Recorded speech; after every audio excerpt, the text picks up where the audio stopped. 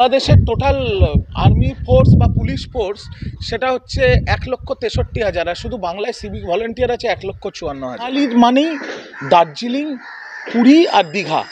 সেখানে যেমন পুরীর জগন্নাথ দেবের কাছে আমরা দর্শন করতে চাই, এবার সমগ্র বাংলার মানুষ তথা ভারতবর্ষের মানুষও দীঘার সমুদ্র সৈকতে এসে জগন্নাথ দর্শন করতে পারবেন। এর থেকে ভালো জিনিস কি? বাংলা ধর্ম নিরপেক্ষ। এটা কাজী নজরুলের বাংলা, এটা রবি ঠাকুরের বাংলা, এটা মমতা ব্যানার্জির বাংলা। এখানে হিন্দু মুসলিম কোনোদিন কোনো ঝগড়া মারামারি হবে না। দাদা, পশ্চিমবঙ্গের হিটকর নথি বলছে যে পুরীর জগন্নাথ মন্দির নাকি একটা সংস্কৃতি কেন্দ্র। আবার কি হিন্দুদের মিসগাইড করছেন মমতা বন্দ্যোপাধ্যায়? কি বলছেন? মিসগাইড করার কোনো ব্যাপারই নেই। একটা জিনিস মনে রাখবেন, ভারতের সংবিধান অনুযায়ী কোনো সরকার কোনো মন্দির, মসজিদ, গির্জা তৈরি করতে পারে না।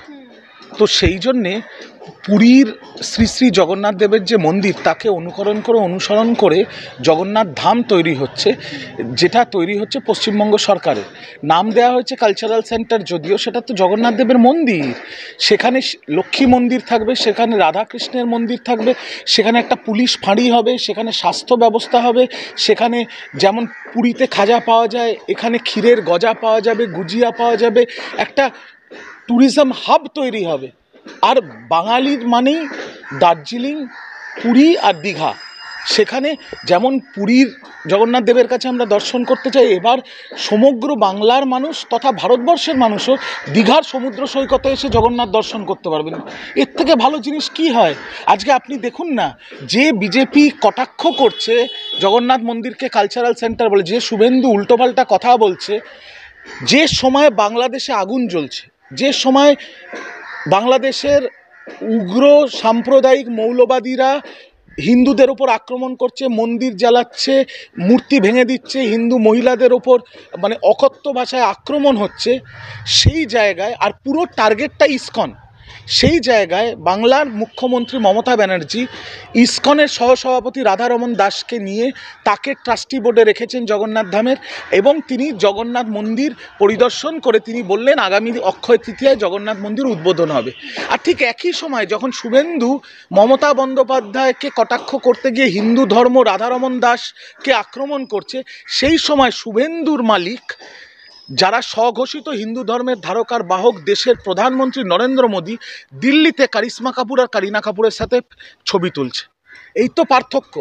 একদিকে মোদী কারিশ্মা কাপুর কারিনা কাপুরের সাথে ছবি তুলছে, একদিকে বাংলার মুখ্যমন্ত্রী মমতা বন্দ্যোপাধ্যায় ইসকন সহসভাপতি রাধারমন দাসকে সাথে নিয়ে জগন্নাথ মন্দির, জগন্নাথ ধাম পরিদর্শন করে অক্ষয় তৃতীয়ার দিন তিনি উদ্বোধন করবেন সেটা ঘোষণা করছে। তো তাহলে হিন্দুদের সাথে কে, হিন্দুদের কথা ভাবে কে, হিন্দুদের পাশে কে?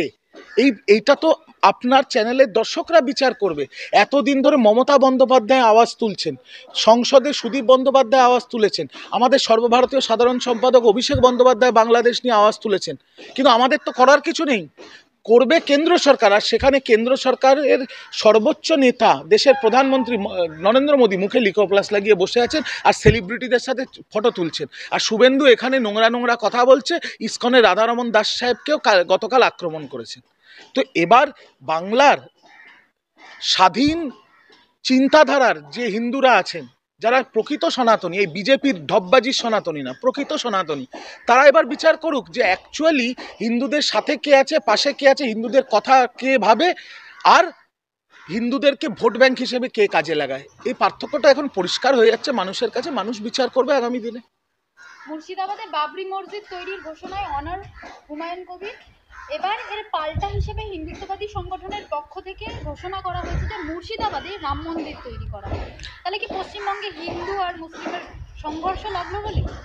দেখুন, বাংলা ধর্ম নিরপেক্ষ। এটা কাজী নজরুলের বাংলা, এটা রবি ঠাকুরের বাংলা, এটা মমতা ব্যানার্জির বাংলা। এখানে হিন্দু মুসলিম কোনোদিন কোনো ঝগড়া মারামারি হবে না। কিন্তু একটা কথা আমি অবশ্যই বলবো, সেটা হচ্ছে ভারতবর্ষের প্রধান খেলা এতদিন ছিল হকি, এখন ভারতবর্ষের প্রধান খেলা হয়ে গেছে হিন্দু মুসলিম। দেশের সংবিধানের অনুচ্ছেদ নম্বর 26 আর্টিকেল 26 বলে ভারতবর্ষের সকল নাগরিকদের তাদের ধর্ম পালন করা এবং তাদের ধর্মের প্রচার করার সমগ্র সমান অধিকার আছে।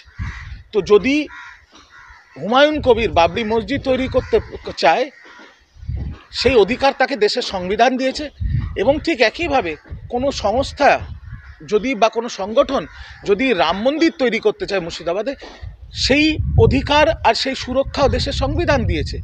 এর মধ্যে তো রাজনীতি আসতে পারে না।